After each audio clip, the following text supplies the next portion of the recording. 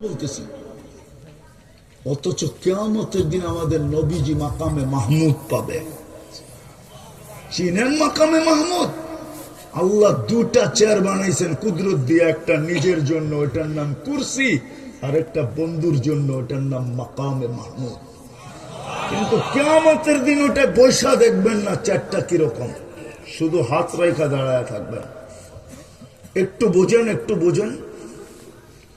বলবে দাঁড়ায় আছেন কেন, হাত রেখা বসেন। বলছে যে তিন জায়গায় ছুটবে ও বসে, তো বসে কি করা?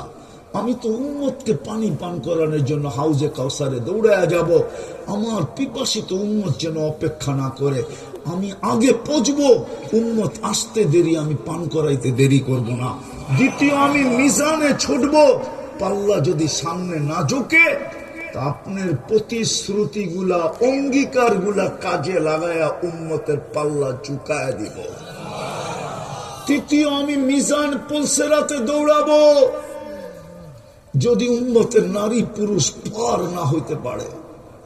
আফসোস, আমি তো বুঝাইতে পারতেছি না আপনাদেরকে। মাঝে মাঝে মনে চায় শুধু চিৎকার দিয়া কাঁদি, কেন আমার জাতিকে আমি বুঝাইতে পারতেছি না।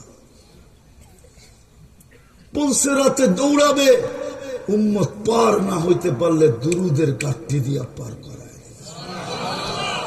অথচ উম্মত সারা দিনে 100 বার দুরুদ পড়ে না, যুবকরা 10 বারও পড়ে না, 1 বারও পড়ে না। নবী